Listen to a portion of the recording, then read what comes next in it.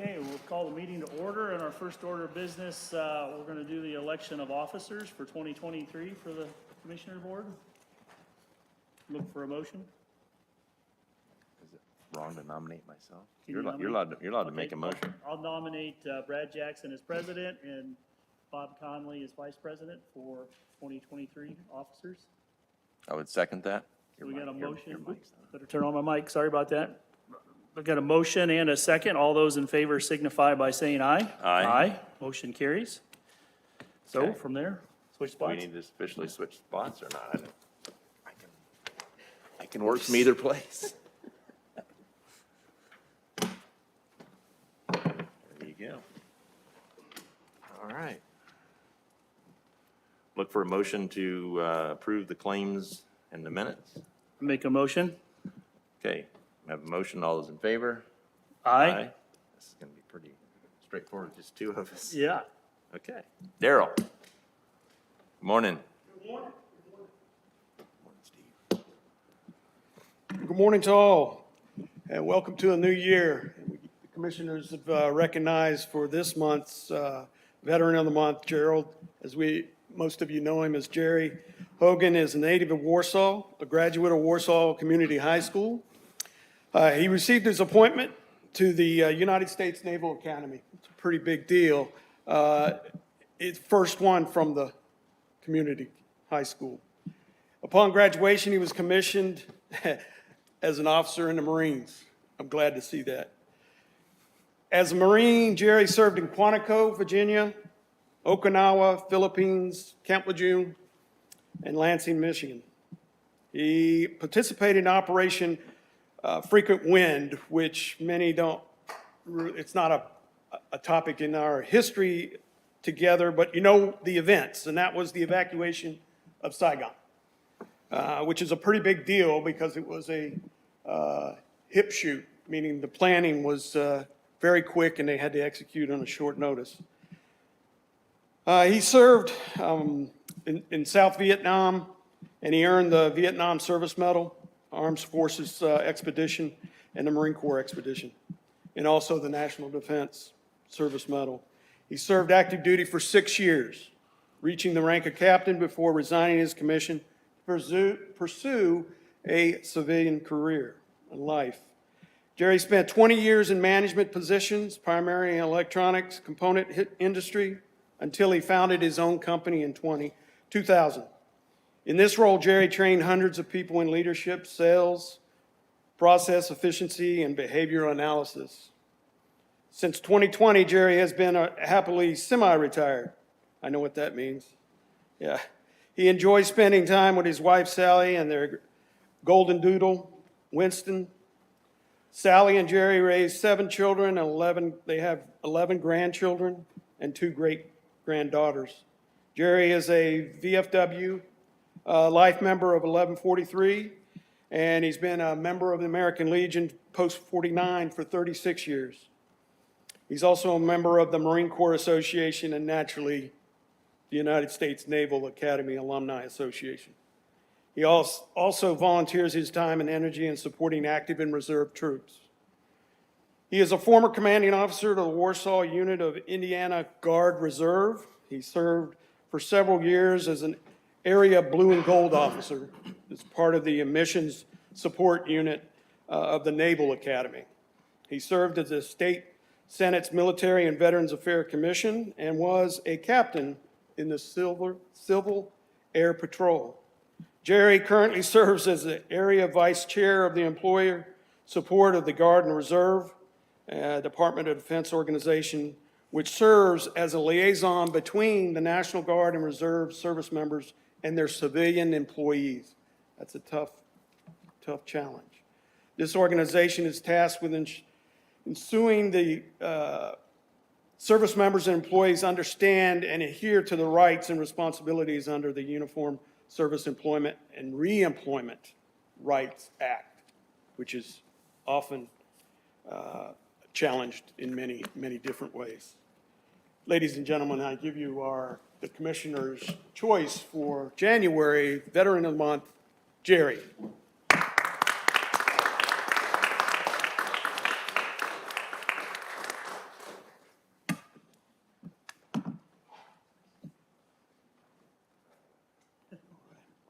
There you go.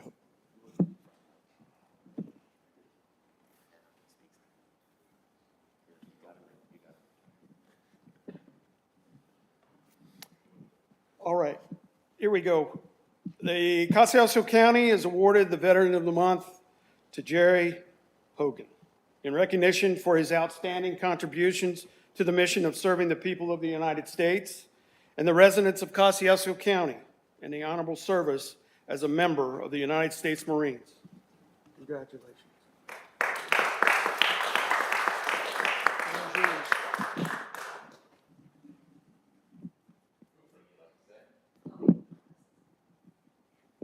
you, I appreciate the honor. I accept this on behalf of all veterans.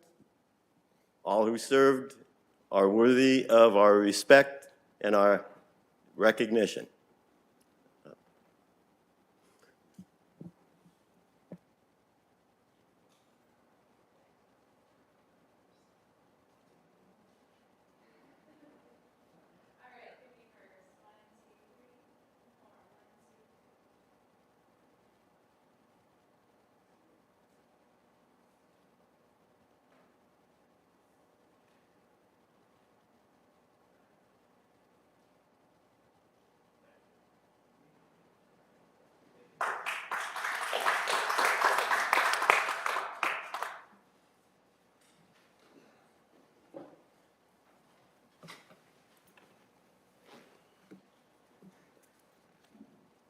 I just wanted to say too, Rhonda, it's good to have you here.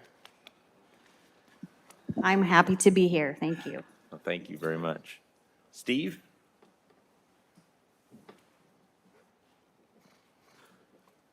Morning, Steve. Good morning.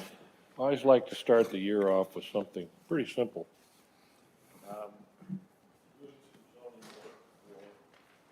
Doc Rick Davis, who bought some property and wanted to do a little addition to the house. Suggested he get a survey, he did, and that's when we learned the house actually encroached into the public way adjacent to the house, as did a small shed and a well. So as a result, I said, let's go get the zoning approved, which we did. BZA granted the variance, but they granted the variance on the condition that we also obtain an encroachment agreement from you on behalf of the county, allowing those encroachments to remain in the public right-of-way.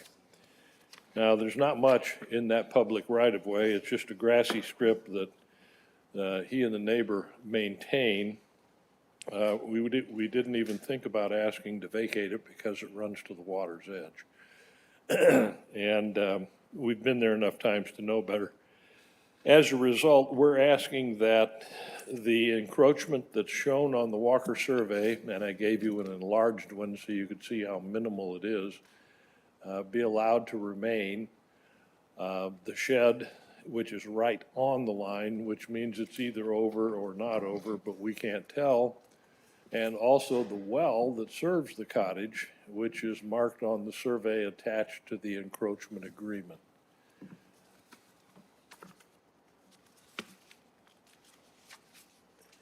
Indiana law says that the owner of a platted lot owns the land under a public way adjacent to that lot to the center line and can make any use of it which doesn't interfere with the public's easement for ingress and egress as a public way. I'm suggesting that we don't interfere with anything since nobody uses it. And we would simply like to clear up this problem from a zoning standpoint and a title standpoint to make sure that we have something that will hold water. We've specifically provided that if the house blows down or burns down, it has to be relocated wholly on the lot. Or that if for some reason the county decides it wants to expand that public way, hard to imagine, that if required, we'll remove those improvements from the public way. But otherwise, he can continue as if it's not an encroachment, maintain the property, routine maintenance, that sort of thing, including what was approved by the Board of Zoning Appeals. So I'm asking that you sign the encroachment agreement. I will get Mr. Davis, Dr. Davis's signature on it recorded and get the recorded copy back to Rhonda. Thank you. I think we legally have to, but is there anyone here that's got any concern or question about this agreement? You said where this is again? Pardon? Where is this at? Well, You might have said I just. it's lot number 5 in Warren subdivision on Diamond Lake.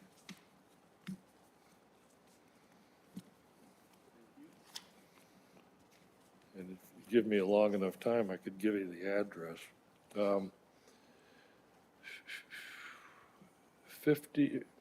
51 or 5307 Warren Avenue.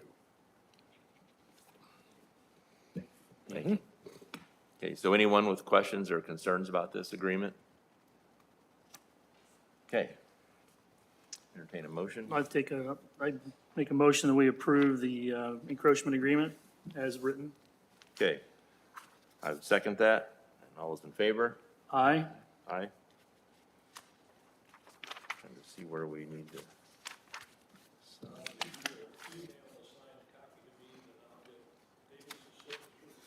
There we go.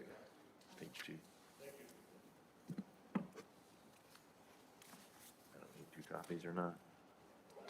Okay. Any department heads today that have anything? No? Happy New Year. Thanks for being here. All right, Ed. No public report. Okay. Marcia? Yes, I have 2 items. The first is an agreement with McAllister. We have a large generator that runs the Justice Building and the courthouse. And at the last inspection, we found that the control console needs to be replaced. That would cost $25,216. I would say this is an emergency replacement since it's been found.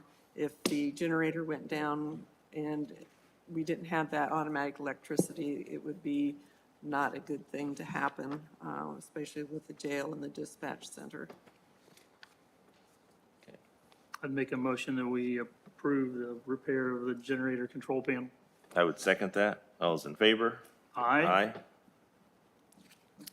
I also have a letter here in support of a trail at the North Webster along State Road 13. I believe, Brad, you've had some conversations on this. Yeah, I've talked to Ben Beer at USI about this. Basically, the town of North Webster is wanting to extend a trail on north, hopefully ultimately on to Syracuse, and which is awesome, I think. And they just basically want our support, even though almost all of it would be dealing with NDOT, with State Road 13 right away. There'll be some areas with the county. So they're not asking for any money. They're just asking if we support their project. So I guess I'd entertain a Yep, motion. I'd make a motion to approve that letter of support. I mean, I think that's great that we're continuing to see that opportunity for trails to be expanded in our community, so. Okay, I would second that. All those in favor? Aye. Aye. Okay, That's all I have. Thank that's all you. you have. Rhonda? I just morning. want to say thank you. I'm glad to be here and work with you guys, all of you, for this next 4 years. Yeah. Thank you. Thanks. Thank you. Steve? I think I'm almost get the record on the shortest meeting. All right. Anybody have anything else to bring before the commissioners? Mayor, thanks for being here. Appreciate that. And Kathy? Okay. If nothing else, we'll plan on being back here on Tuesday, January 17th. You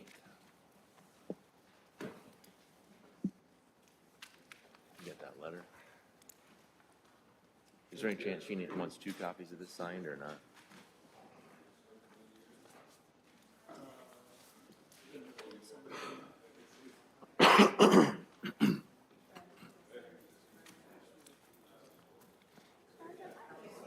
Sure. Nothing against Bob and Crazy with 2 people. Just let you know.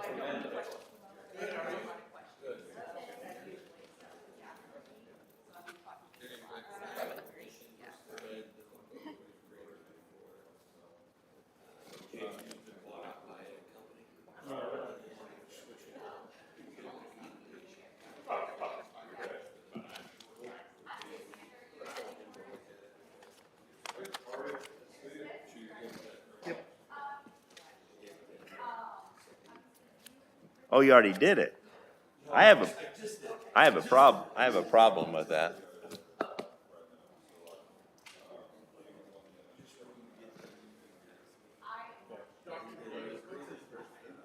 I have no idea. Right, look right, oh. I threw your papers across the Okay, table that's too. fine.